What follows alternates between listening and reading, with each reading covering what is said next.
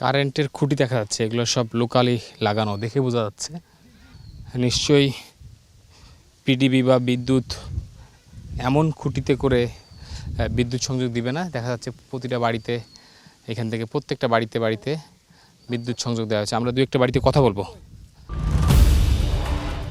অনুসন্ধানের এ পর্যায়ে আমরা শাহ আলম নামে এক ব্যক্তির বাড়িতে হাজির হলাম, যিনি নিজেই ঘর থেকে বিদ্যুৎ বিলের একটি কপি নিয়ে হাজির হলেন। ইয়াসিনের দেওয়া?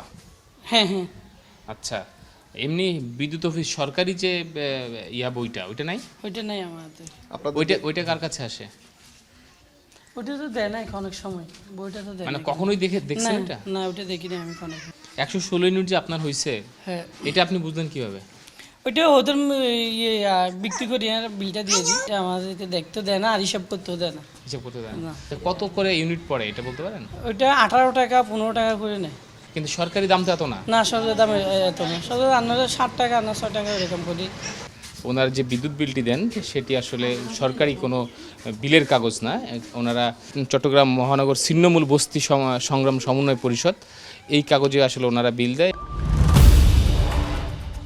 জঙ্গল সলিমপুরে বিদ্যুৎ ব্যবস্থাপনা নিয়ে আরও কয়েকজন গ্রাহকের সাথে কথা বলবো, যদিও বেশিরভাগই অজানা আতঙ্কে কথা বলতে নারাজ। সব বাড়িতে তো এরকম লাইন আছে না বিদ্যুতের? পানি? জি, পানিও লাইনের পানি। বিদ্যুৎ আসলো কিভাবে? বিদ্যুৎ নেই, নেতারা আনছে। 700 800 850 বিদ্যুৎ সরকারের, অথচ জঙ্গল সলিমপুরে সেটি বিতরণ হয় বেসরকারিভাবে, যেন সরকারের ভূমিকায় এখানকার বেসরকারি ক্ষমতাবানরা, যার ফলে উপরে তাকালেও দেখা মেলে বিদ্যুতের এলো পাতাড়ি সংযোগ। সরকারি যে বিল সেটা পান না?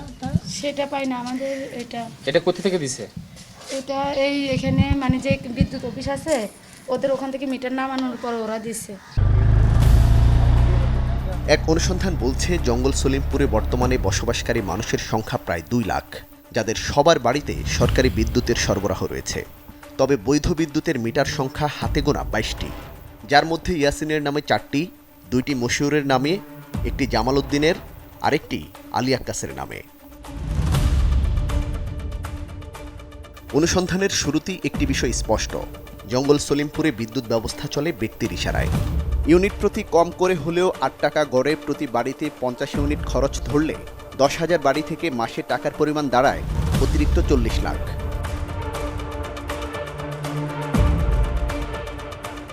এর বাইরে পানি বিক্রি, 87টি মার্কেট, বালি বিক্রি, গাছ বিক্রি, স্কুল, সমিতির আয় এবং খাস জমি বিক্রি সহ সব মিলিয়ে 10,000 বাড়ি থেকে মাসে প্রায় কয়েক কোটি টাকা চাঁদা ওঠে।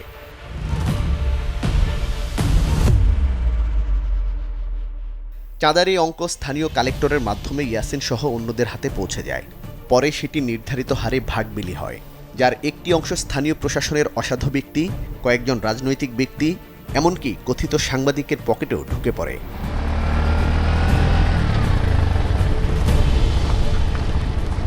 রাষ্ট্রের ভেতর রাষ্ট্র কাঠামোর মতো করে নিজস্ব বিদ্যুৎ অফিস খুলে বসেছে জঙ্গল সলিমপুরের দখলদাররা।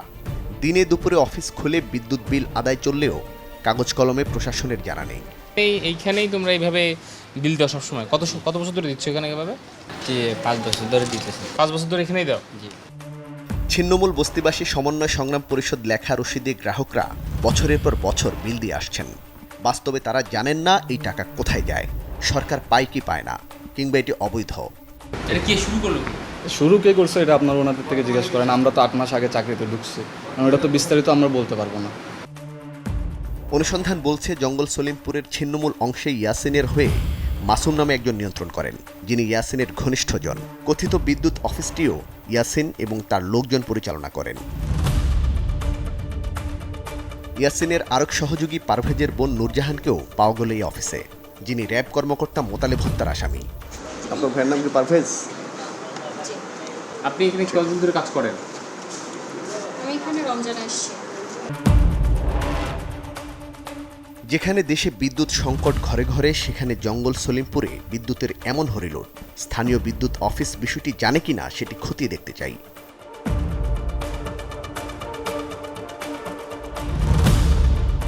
আমরা একটা বিদ্যুৎ অফিস খুঁজে পেলাম, ওটার ভিতরে এরকম ওরা এখানে টাকা তুলতেছে আর কি। এটা কি আপনাদের অফিস? না না না, এটা আমাদের অফিস না, ওটা ওদের নিজস্ব অফিস। এটা কি বিদ্যুৎ অফিস? না, এটা বিদ্যুৎ অফিস এখানে এই একটা। সরকারের অজান্তে প্রায় 10,000 বাড়িতে বিদ্যুৎ ব্যবহার হচ্ছে, তাও প্রায় 1 যুগ ধরে। বিষয়টি অবিশ্বাস্য। বরং গ্রাহকের কাছ থেকে নেয়া টাকা জঙ্গল সলিমপুর নিয়ন্ত্রকদের মধ্যে ভাগাভাগি হয়। সেই তথ্য জানিয়েছেন স্থানীয়রা।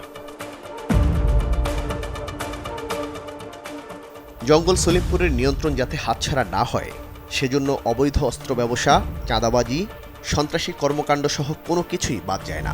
ফিরছি আরেকটা বিরতির পর। সম্পূর্ণ অনুসন্ধানটি দেখুন সার্চলাইট ইউটিউব চ্যানেলে।